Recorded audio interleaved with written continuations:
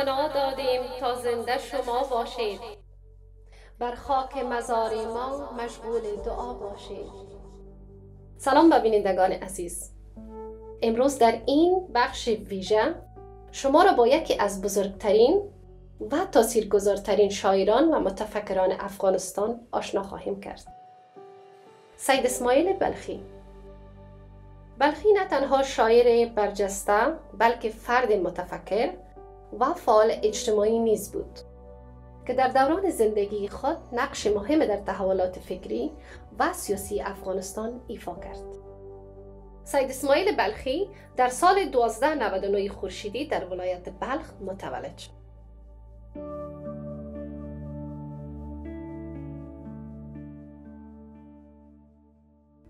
اگر رسم مروت در جهان نیست وگر از مردم نام و نشان نیست، مدان مسئول آن دوره زمان را، گناه از ماست تقصیر از زمان نیست. او در دوران جوانی به تحصیلات علوم دینی و ادبیات علاقه‌مند بود. به شعر و فلسفه نیز پرداخت.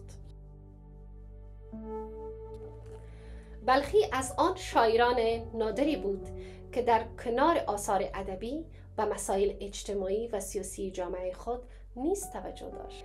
به همین دلیل اشعار او همواره بازتاب از واقعیت‌های جامعه و نقد بر شرایط زمانه بودند.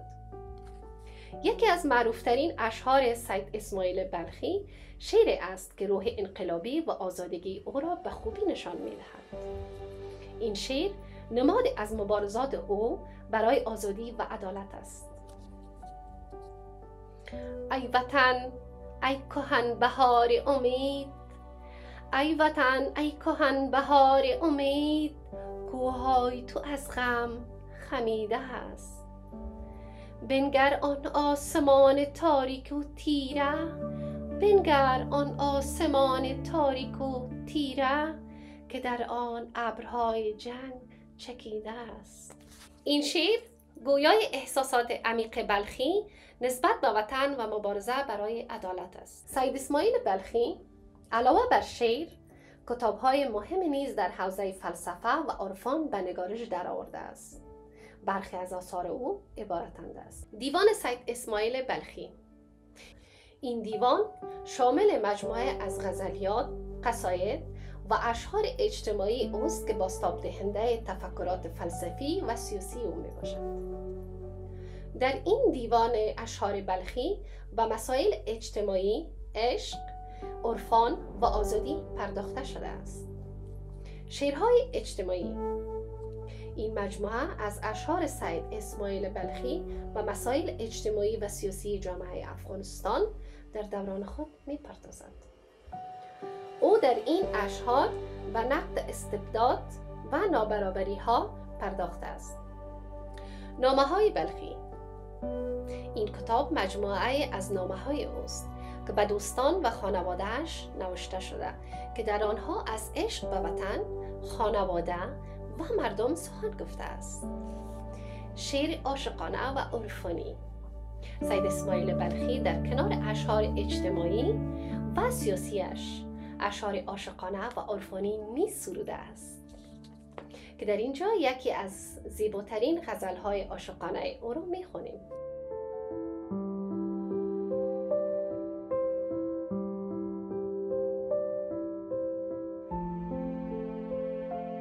گفتن خوش در گوش دل چون عاشقی دیوانه شو، گر وصل او خواهی ز خود بیگانه شو، بیگانه شو.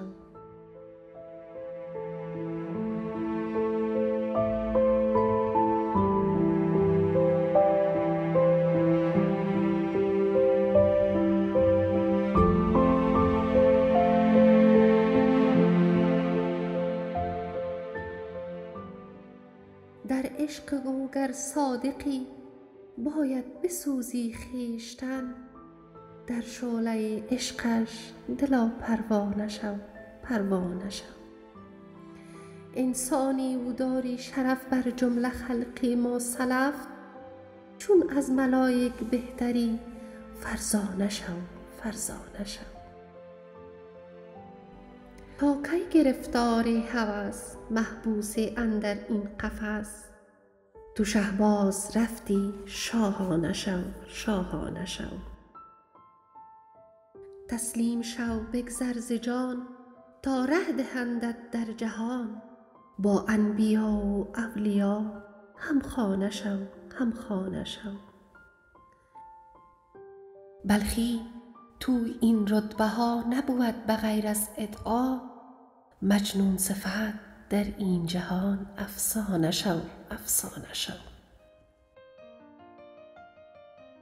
پیام سید اسماعیل بلخی به نسل جوان همواره این بوده است که با آزادی خواهی، عدالت طلبی و عشق انسانیت می توان دنیای بهتری ساخت و در اشعارش از قدرت کلمات و اندیشه برای تغییر جامعه استفاده کرده است و همواره به دنبال بیداری اجتماعی بوده است.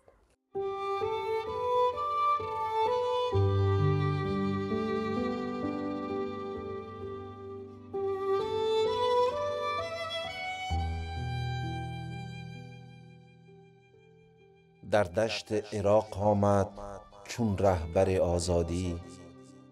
آزاد توان بردن ره در بر آزادی.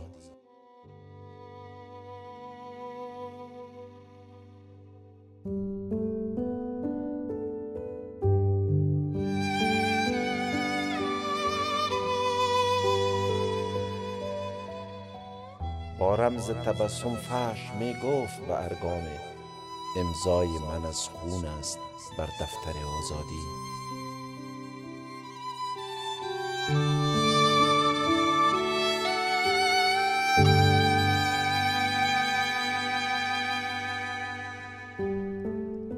ای کشته که اسم تو مشکل گشا هنوز. با قصه عجیب تو خلق آشنا هنوز.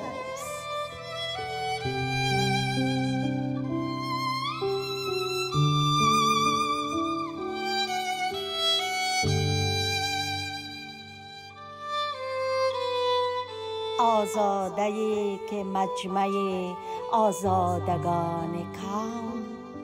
هر جا شمرده اند تو را مقتدا هنوز.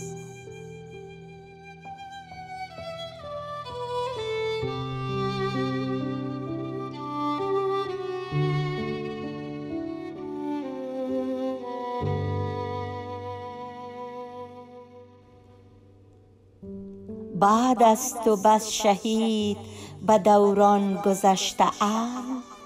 میدان مشق و عشق بود کربلا هنوز.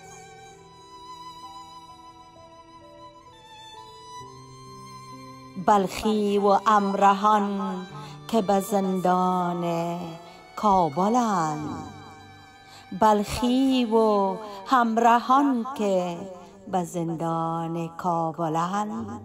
شوری ز مسلک نمایند به پا هنوز. شوری ز مسلک نمایند به پا هنوز.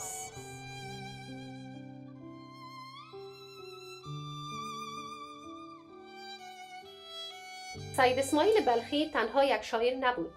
او انسانی بود که با شعر، فلسفه و اندیشه‌اش تلاش کرد تا دنیا را تغییر دهد.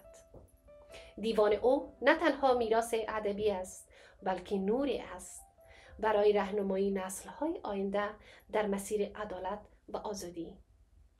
به شما توصیه می‌کنم که حتما نگاه به آثار او بیندازید و از این گنجینه مستفید شوید. تا برنامه بعدی شما را به خداوند یکتا می‌سپارم. خدا حافظ.